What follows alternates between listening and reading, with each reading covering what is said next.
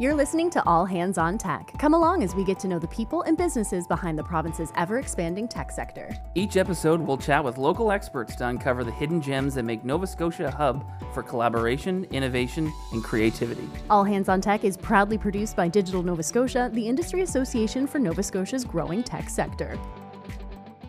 Hey, welcome back to another episode of All Hands on Tech. I'm Eilish. And I'm Greg, a former employee of our guest today, and we're excited to speak with him, Mark Gascoigne, CEO of Trampoline Branding here in Halifax. Okay, this is a fun little tidbit that I didn't know.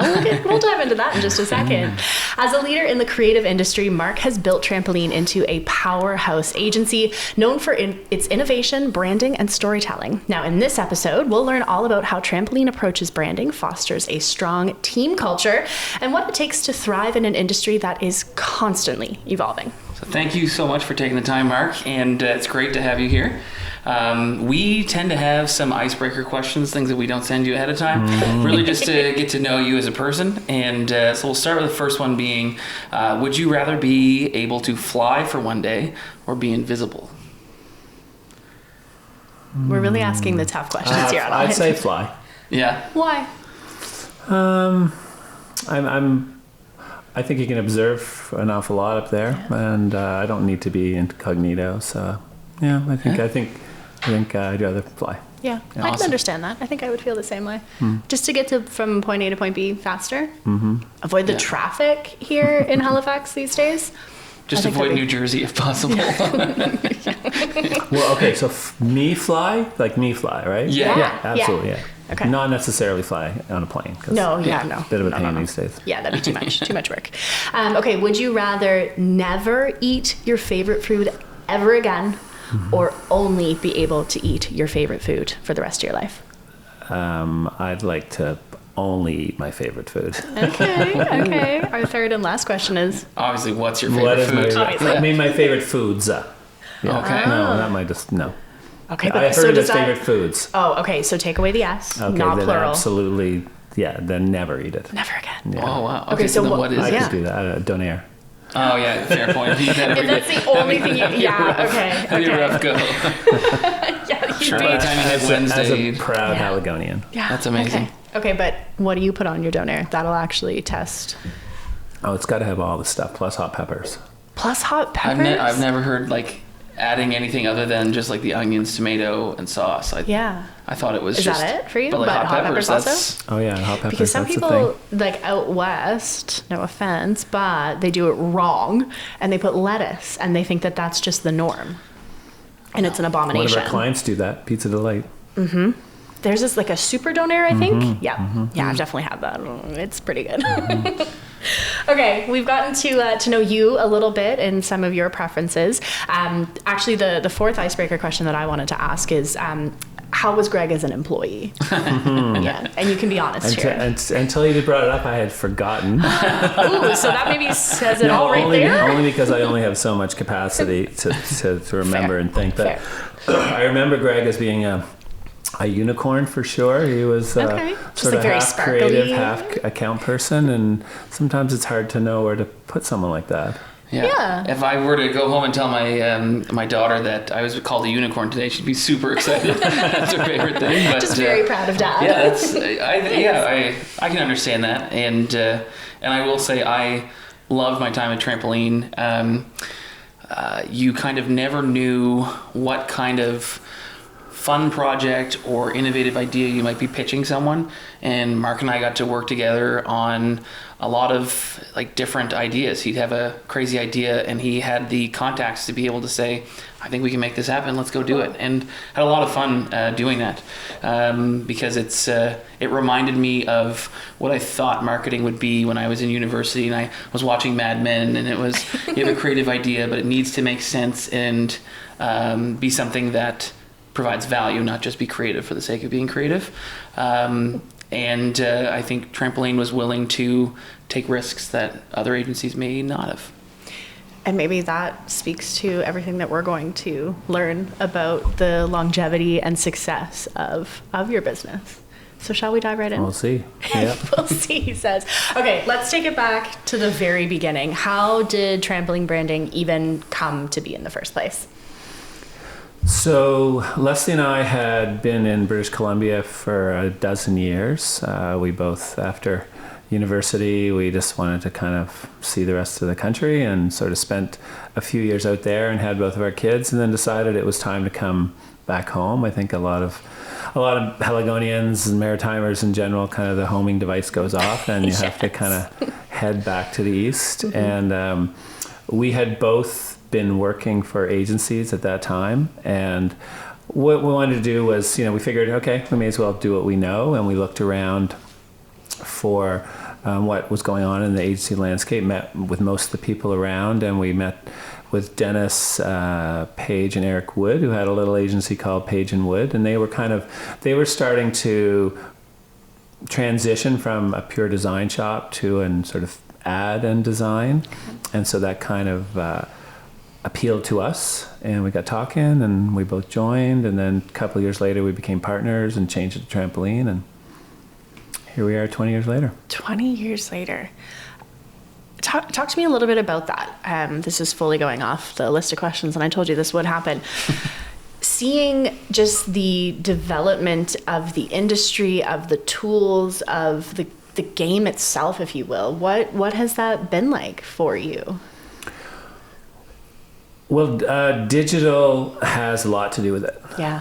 So I think we have always been willing and recognize the importance of that piece. I remember early days we had a guy, Mike Postma, I think he was there when Greg worked there. Mm-hmm. And we, at the time, someone could fact check this, but we think we did the first Facebook contest. Really? Yeah. That was like 2005 or 6 or something. Wow. And so we've always, and then we did an app. And Trampoline had an app back in sort of the late noughts. Wow.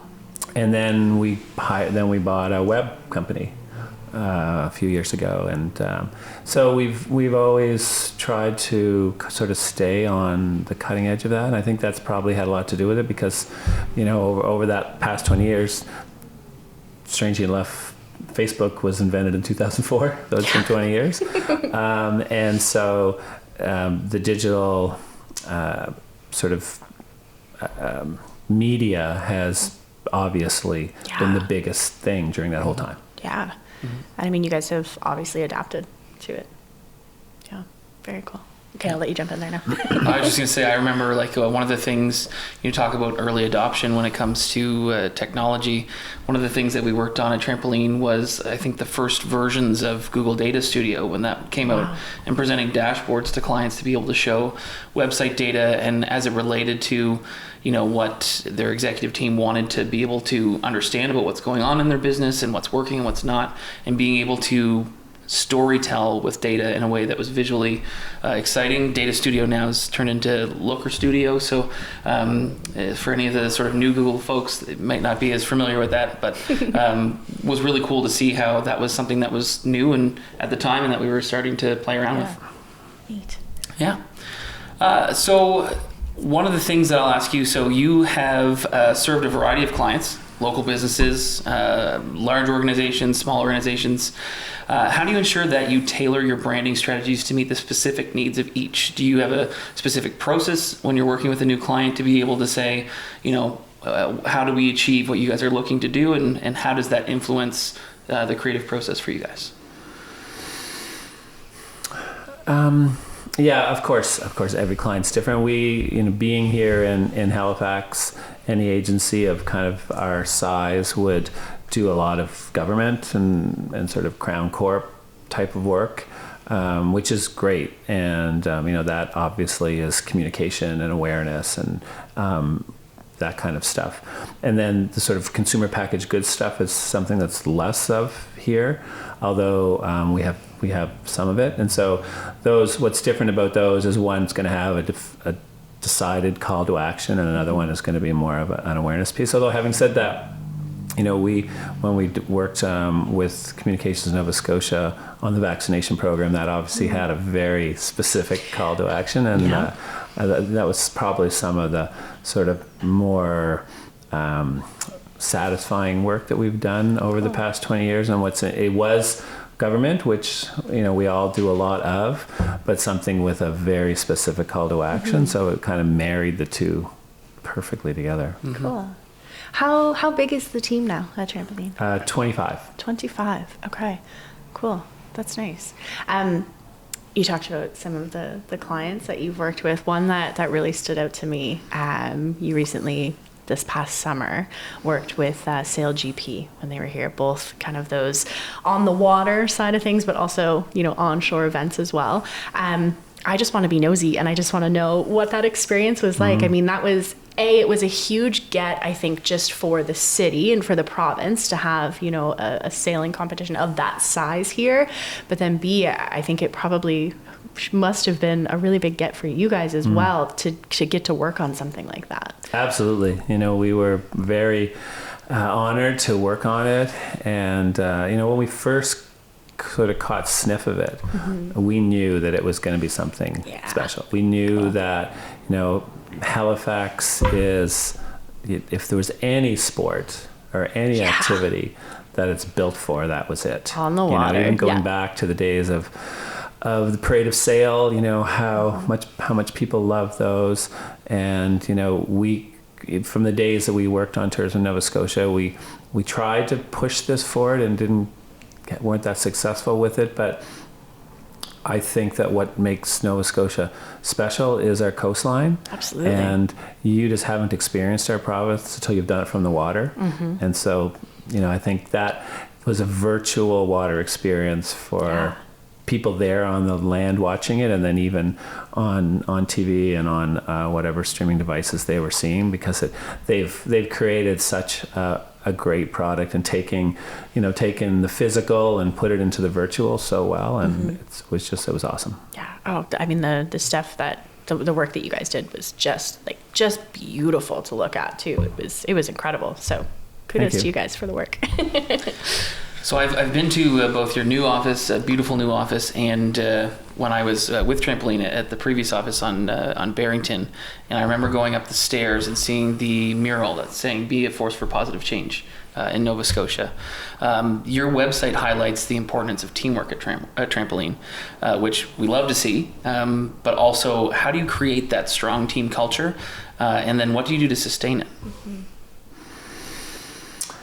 I think having that mission kind of helps attract the right kind of people.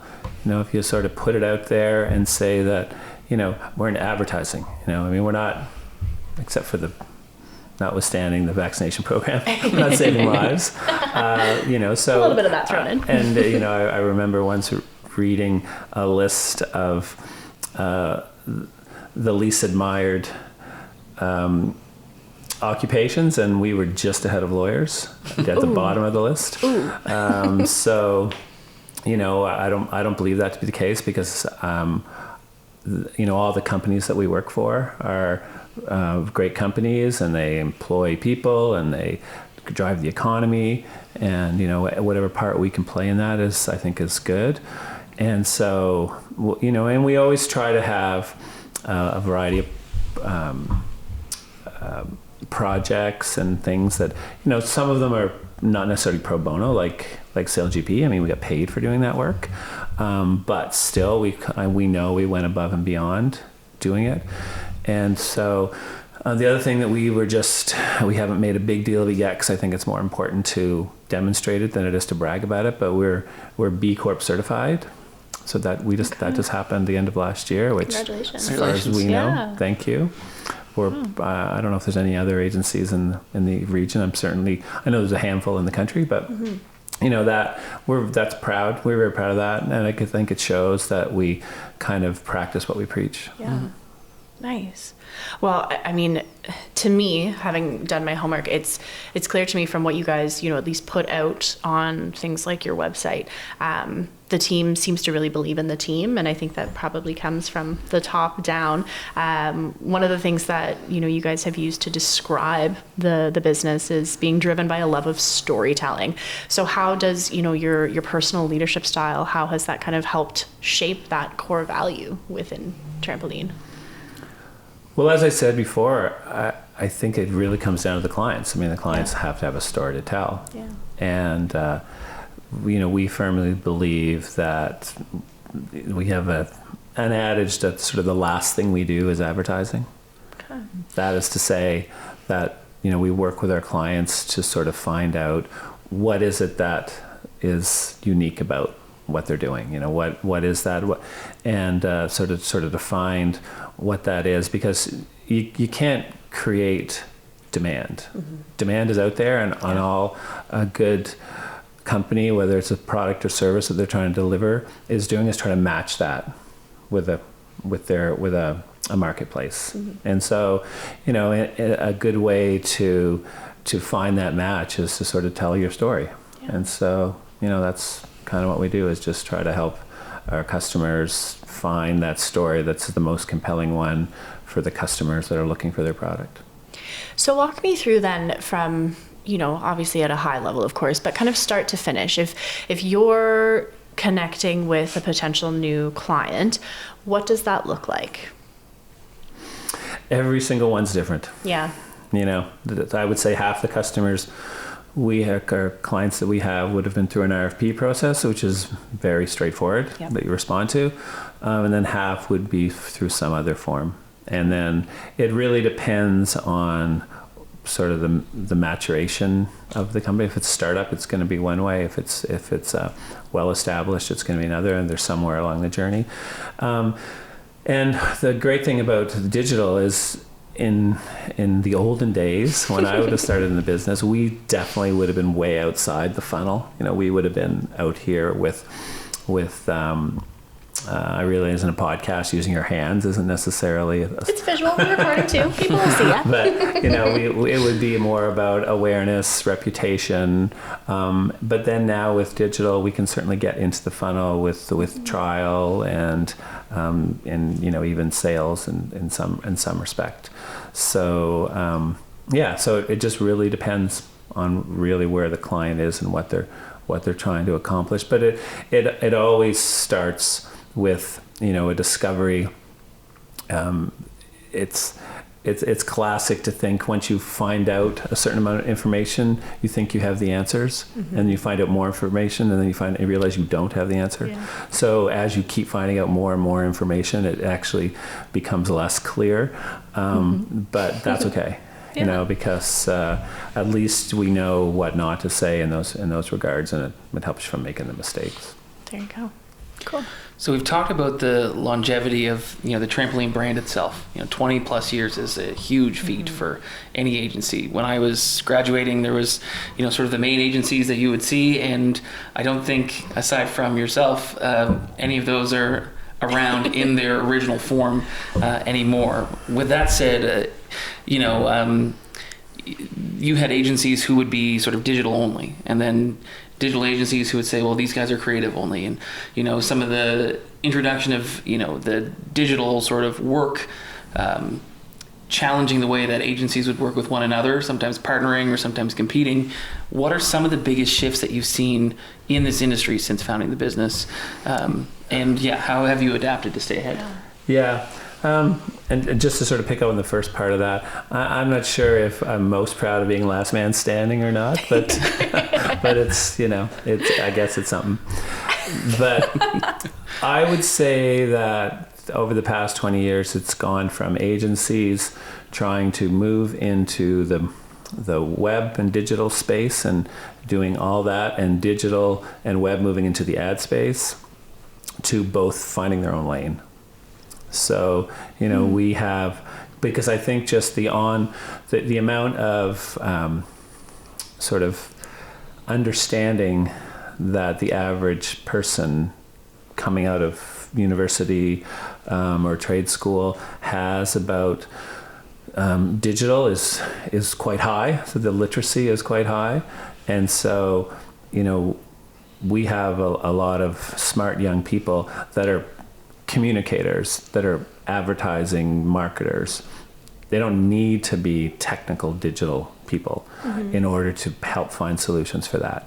And we can't possibly keep up with everything that's going on in digital. Yeah. And so it's best for us to sort of stay in our lane, and then once we have ideas, strategies, is find those partners. But having said that, we actually are just next week. We've started a new position. We're bringing on an intern who's a computer science student from Dal. Okay. And nice. But for me, it's almost like everything continues to evolve. But it's what we need. It's like the meeting of the technology and the creative. So we don't need to build it, but to help incubate it. I think I'm really excited about where that's going to go, and we've never done that before. We've never had a computer science intern that's been in our agency, and I think that's going to really help sort of people see the sort of possibilities. I mean, we, kind of jokingly before we started recording this episode, we talked about the reality of, having kids and trying to, maybe maybe stay up to date with just the technology that we do have access to. And I think it can kind of, correlate to staying relevant and staying up to date from, the marketing perspective as well. There's so much constantly evolving. I have to imagine it's not easy to stay on top of it from your side either. And to be able to offer all of it to clients as well. Yeah. But as I said, I just think people are showing up with so much more literacy. Yeah. There used to be a divide at an agency between what they would call digital natives and non-natives. Well, I'm the only non-native that exists anymore. So everyone else is a digital native. So it's yeah. With that in mind, though. Authenticity seems to be a really big thing now, especially when you've got, what comes to mind for me is, the TikTok or the social media influencers that, maybe get paid to promote a product, but don't necessarily say that they're getting paid to promote that product. Or use it, for that matter. Or even actually use it ultimately. What's your perspective on, authenticity in marketing these days, and how do you guys ensure that, your brands are remaining genuine in a world full of AI content creation? I feel a lot better today than I did a few years ago. Yeah? For sure. Yeah. Okay. There's always been junk mail. There's always been hucksters. There's always been fraud. Yeah. In whether it's a door-to-door salesman that's selling garbage or a mailbox full of junk mail. There's always been that. And back to my point about sort of the digital natives, is people develop those filters and they figure it out. And I don't think we give consumers enough credit for their ability to be able to do that sifting. And so our job is to curate it, and then people need to go to trusted sources, and you see it happening already. You see it happening already, where people are, taking Instagram off their phone because they just know that it's not good for them. And so I think anything else you have to consider. In the past, people saw news in the National Enquirer, they saw it in the New York Times. They didn't see them equal. So I think it's the same. Interesting. I like that perspective. That's to put it, not necessarily to put the onus back on the consumer, but to give them the power, I guess, maybe to, Yeah, and I think there's like a desensitization to, like you go shopping during Boxing Week, that there's the door crashers just to get you in there, but most of the other stuff that's in there is probably garbage. Yeah. Or you hear like a certain type of ad and you just know when it's not, I think there's a difference there between good storytelling and just trying to promote. And that's why certain things will really resonate when you have those like really good, whether it's a Super Bowl commercial or something like, think of like the Sobeys Star of Christmas, song that it's stuck in your head for, decades. That's one of those things that it resonated, it stuck with people, and elicited some emotion as well. So, and some people here on this podcast actually got to sing in a version of that song. That exists somewhere. Yeah, Star of Christmas, don't mind me. So we'll switch gears completely now. In addition to the work that you do at Trampoline, I know you've also founded Get Up There, or your gut initiative, after losing your dad to colorectal cancer in 2008. And very sorry for your loss on that. And I would love to learn a little bit more about gut and what it means to you, having been the founder of such an initiative, and seeing what you've done for well over a decade now. Sure. I mean, it was 16 or 17 years ago now, but it's kind of come full circle a little bit, because we do a lot of work with Nova Scotia Health Authority and the work they're doing, the Action for Health, and all the improvements that are going on in our system. And, it's easy for all of us to throw stones at the healthcare system and complain about it. But there's some things we do really well. Yeah. And one of the things is the colorectal screening program. It's world class. And there's no reason for anyone between the age of 50 and 74 to ever get colon cancer again. We have this screening program that when you turn 50, it comes in the mail, you get screened, you do it every 2 years, you're pretty well covered. Yeah. Of course, there's some exceptions, but for the most part. And so at the moment, still only 40% of people who receive the kit in the mail are returning the kit. So we have thousands of Nova Scotians unnecessarily not screened. And so until everyone who gets that kit in the mail returns it, and we can also spread the ages. Right now it's 50 to 74, but that's because the scientists know that that's the most at-risk group. But it will broaden over the years. And for me, it was something, if it had been around 20 years ago, my dad wouldn't have died. So I can sort of certainly see the importance of it. And back to what we were talking about before, we have, a credo, and it is on our wall. It was our last office and our new office and on our website, which says to be a force for positive change in Nova Scotia. And this is just, for us, it seems an easy one for us to work on. Okay, well, you're clearly very humble. That has come across very easily in this conversation. So right now I'm going to brag on your behalf, because the impact of this initiative in the community here has been profound. You have raised nearly $1 million already, which we've had a lot of conversations actually about health and our healthcare system here in the province on this podcast, with some really fantastic players of that. And fundraising is a huge part of that. We spoke with the QE2 Foundation, who are really great in that silo of things, and they just spoke about the importance of fundraising. So I just thank you, I guess, as a Nova Scotian, for doing that work and putting them in that effort. I always find it amazing when folks can take a loss and a tragic event in their own lives and turn it into a positive for other people. And I think that's what you've done through Gut. Thank you. It's really beautiful. With that in mind, what are the hopes for the future of that initiative for you? Just sort of that, to go from being 40% to 100%. And I know that it may be impossible to get there, but it's really because every single person that we can reach and have them do the test and be screened is a possible life that we're saving. So there's it's not over till it's over. So we'll just keep on. Thanks. keep on. How can folks get involved to support that? Go check out our website. It's broadening for sure.